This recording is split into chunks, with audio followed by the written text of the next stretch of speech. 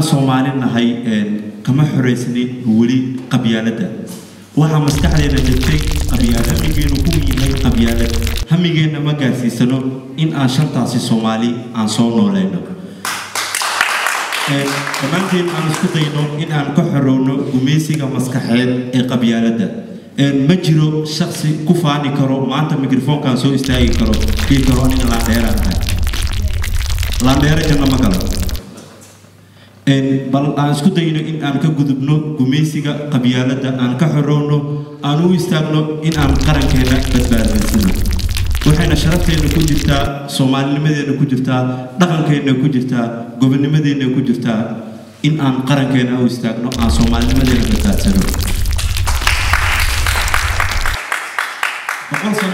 boqol sano inta